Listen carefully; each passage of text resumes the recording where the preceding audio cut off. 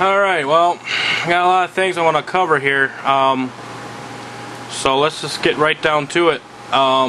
This is from CBS News World. I'll be posting links before, for you guys if you want to go and check this out.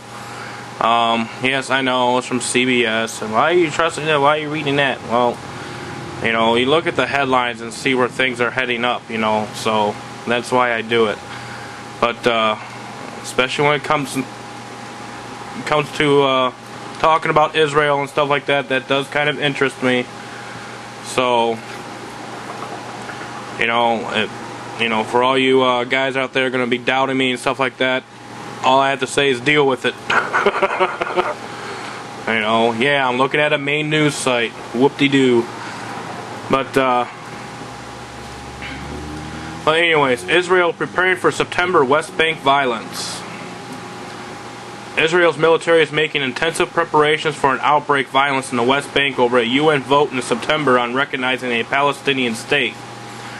Israeli military officials said Monday. Palestinians, meanwhile, pushed ahead with their drive. Palestinian officials are fanning out around the world to raise support for their initiative. They hope to change the minds of U.S. leaders who appear poised to veto a resolution in the UN Security Council to admit Palestine as a full member of the United Nations. That's very interesting. For the first time, a senior Palestinian official described a fallback position Monday. Nabil Shaf said if the U.S. blocks the initiative for UN membership, the Palestinians will try for non-member state status at the world body. This will open the way for us to get membership in all the UN institutions, such as the World Bank and the International Monetary Fund, he said. The statehood campaign emerged from the long deadlock in Israeli-Palestinian negotiations and the Palestinian conviction that the government of Israeli Prime Minister Benjamin Netanyahu is not serious about making peace. On Sunday, the West Bank Palestinian leadership formally decided to seek UN recognition of a state in the West Bank, Gaza Strip, and East Jerusalem. While a vote in the UN General Assembly would be little more than symbolic, it could change the equation in the minds of Palestinians and Israelis alike, energizing Palestinians to resist Israel's occupation of the West Bank in both violent and non-violent ways. Very, very interesting where this stuff is headed. Israel is already planning its response, starting with a seminar Tuesday for all levels of the military command structure on dealing with riots and protests, military officials said. Yeah, that's definitely going to be taking place. When mass riots and stuff starts happening in Israel, that's when things are really going to be starting to hit the fan. And I'm not saying that lightly either. Military officials said the army is bringing in large quantities of non-lethal crowd control equipment to deal with potential mass protests. The officials, speaking on condition of anonymity because of the sensitivity of the issue, said the military is preparing for a full range of possibilities, including riots, attacks, marches, and demonstrations. Basically, it's their way of saying, we don't care what you do, you ain't going to do nothing, because we are going to do what we want to do, no questions asked. So that's basically the gist of that. I will post this article in the link below, and you can read it for yourself, read the rest of it for yourself. Rumors of U.S. plans for Libya. Syria cause concern. Basically, this goes over on how the U.S. is planning to invade Libya as far as ground conflicts are concerned. Russia don't like it at all.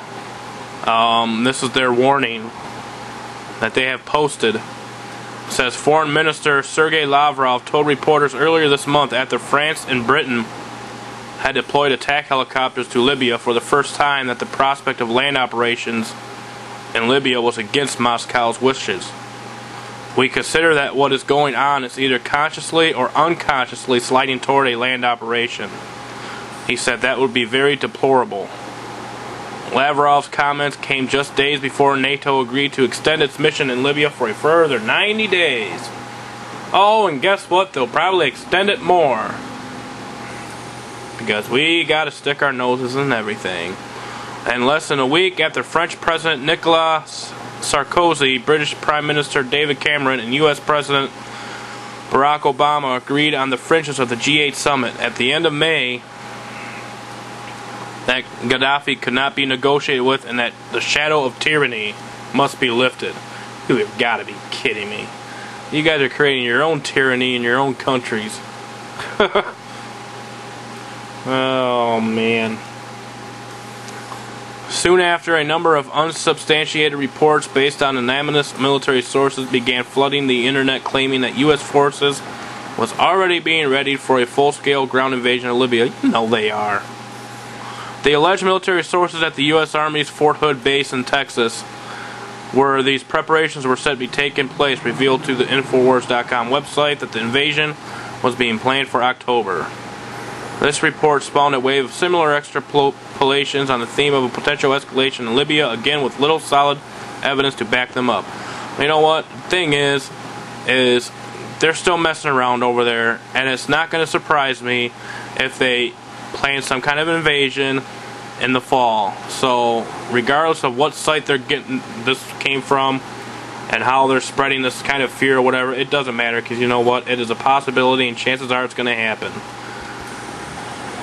Anyways, U.S. Navy deployments. Whether it is part of a future invasion plan or not, the existence of a recently redeployed U.S. Navy strike group in the Mediterranean cannot be disputed, and its arrival could certainly have helped generate the buzz about a possible escalation. The group, led by the Nimitz-class nuclear aircraft carrier USS George H.W. Bush, along with the guided missile destroyers Truxtun and Mitscher, the missile cruisers Gettysburg and Anzio, and 8 squadron of aircraft, has been sent to strengthen the U.S. 6th Fleet, which is based in Naples, Italy. Most of the NATO missions in Libya to date have originated from bases in that country. Oh, actually, I think they used to be in Bremerton. I'm not mistaken, Bremerton, Washington.